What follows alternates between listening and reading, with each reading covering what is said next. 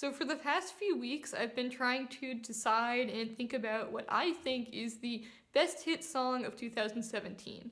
And when I talk about the best hit song, I'm specifically talking about the songs which made the Billboard year-end list for 2017. So it's a pretty short list.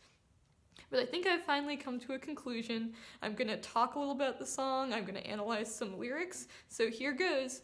My favorite hit song of 2017. It's kind of fitting that the title of this song is XO Tour Llife, because it's a title that doesn't really tell you anything specific about what the song is about, except that it describes a period in Lil Uzi Vert's life. And that's kind of what this song feels like. It feels like going on a journey with this character that Lil Uzi Vert has created. There's a stream of consciousness sort of nature to this song. It definitely feels like you're witnessing all of the thoughts that are coming into Lil Uzi Vert's head in real time. And you can sort of see him being subtly swayed in one direction and then the other as new things occur to him, new emotions bubble up under the surface. And I think the way that Lil Uzi Vert subtly shifts things about his delivery and his production to emphasize one emotion and then emphasize another is pretty masterful. Like the way the beat slows down and the percussion drops out when Lil Uzi Vert sings, "You're the worst, you're the worst, I cannot die because this is my universe." Or the way that Lil Uzi Vert becomes gradually more and more incoherent, starts slurring his words when he repeats "all my friends are dead" over and over and over again, sort of borders on self-parody, makes you think that he's wondering if anything he's saying matters or has any meaning to it. This is a song of almosts. The beat is almost melancholy and beautiful and expansive, but it's also almost menacing with those thin little melodies that seem eerie and spooky. All the auto-tune put on Lil Uzi Vert's voice at some points makes him sound melodic and soulful, and at other points makes him sound anonymous and hollow, like just another trap rapper. If I had to sum up the theme of this song in one word, it would probably be solipsism. Solipsism as in extreme self-centeredness, the idea that the only thing you can rely on is your own mind, because everything else may or may not exist, it might all just be part of some grand illusion. Solipsism is also marked by an extreme lack of self-awareness, since if you don't believe anything around you is real, it's hard to judge yourself based on any kind of standards from the outside world. I think it's really telling that Lil Uzi Vert never really describes himself in this song. All descriptions about him or judgments of his character come from other people, and he just reports back what they say. I'm gonna do a little bit of lyrics analysis right now, because if there's one lyric that really gets to me in this song and seems to kind of sum up everything else around it, it would probably be this one. Now, I think the second line really speaks to what people report thinking and feeling after they've gone through something traumatic, especially when someone close to them has died. The feeling of being preoccupied with the fact that you are still alive, what that might mean, what your place might be in the universe, and also questioning assumptions you've made about life and death. The fact that you're still alive after this traumatic event where maybe you should have died is evidence that maybe the world doesn't really work the way you think it does. Maybe you're immortal. Maybe you're God and everything else is just an illusion, something you've created. It's also a really weird response to this first line.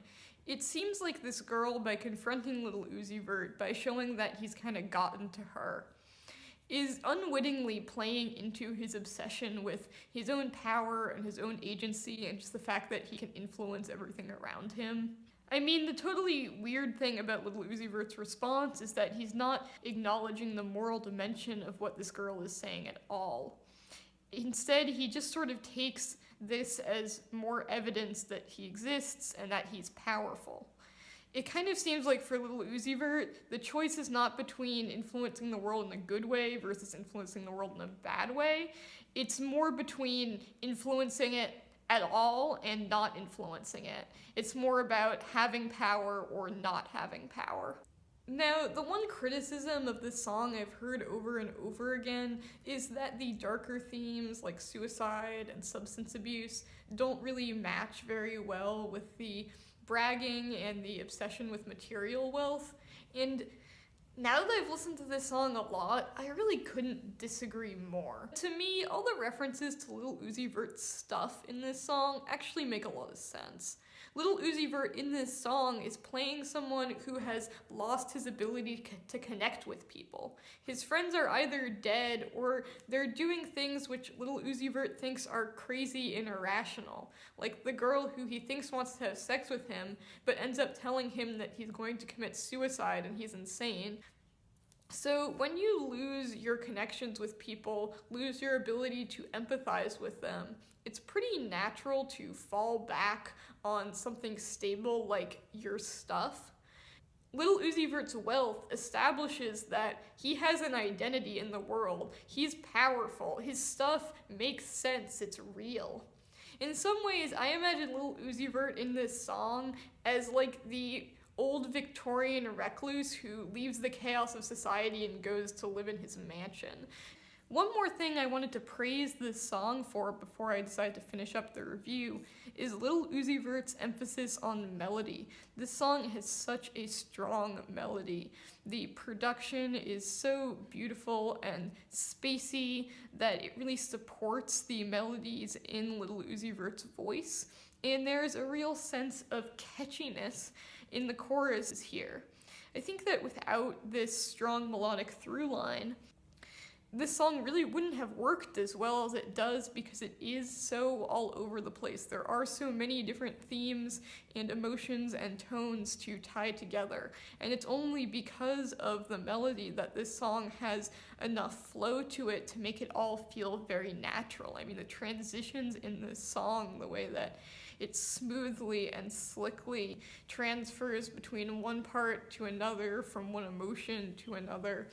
And I feel like it's this ability to create and then foreground a melody that can really tie a song together, make it flow well, is what's going to help Lil Uzi Vert have more longevity beyond this trap boom that we're seeing right now. Because ultimately, I think that this is what Lil Uzi Vert has that other trap rappers don't have. Other trap rappers have the beautiful, spacious production. They have the stream of consciousness lyrical style. They have the dark themes. What they don't have is a really good sense of melody that will help them tie all of these things together. So yeah, those are some of the reasons that XO Tour Llife by Lil Uzi Vert is my favorite hit song of 2017. But while I'm here, I might as well take the opportunity to shout out a few other songs that made the Billboard Top 100 year-end list that I also really liked. First off would be Praying by Kesha. To me, this is just such a showcase of Kesha's raw talent as a songwriter and as a singer. It's like a near perfectly executed piano ballad, and the raw emotion in this song made it stand out a lot this year from a lot of other pop songs which seemed really muted and overly processed. Secondly, I want to shout out to Kendrick Lamar's DNA. Such a banger. Again, such a showcase for Kendrick Lamar's raw skill as a rapper. He's just going crazy on this song, so many quotable lines. And I think objectively it probably is the best song on this list, both in terms of cultural influence and for just the talent of the artist. I have a little bit more of a personal connection with XO Tour Llife. It's my favorite because it brings out more emotion in me, but DNA is really probably the best song on this list if you want my objective critical opinion. Next up, I'm actually gonna go to bat for Shape of You by Ed Sheeran. Yes, this got old. Yes, it was overplayed. Yes, it's light and fluffy. But in a year where so many pop songs were so overstuffed and trying to be so much more dramatic than they actually had any right to be, Shape of You knew exactly what it was and filled that role really nicely. It's just basically a cute song where Ed Sheeran is talking about how much he likes this girl. I like how Ed Sheeran can be sexual without having to be really macho and gross about it. I like how this song can just be kind of a cute song about a hookup. I don't really see what's wrong with that. I am going to make a video about my personal least favorite hit songs of the year next time, so look out for that. I'm almost done with it. It should be posted pretty soon. I'm sorry I've been AWOL for a while. I got sick and I just haven't really been feeling up to making a lot of videos. I decided to kind of give myself a break, but I will be trying to post and upload a little bit more frequently in the future. I hope everybody is doing well, and I will see you next time.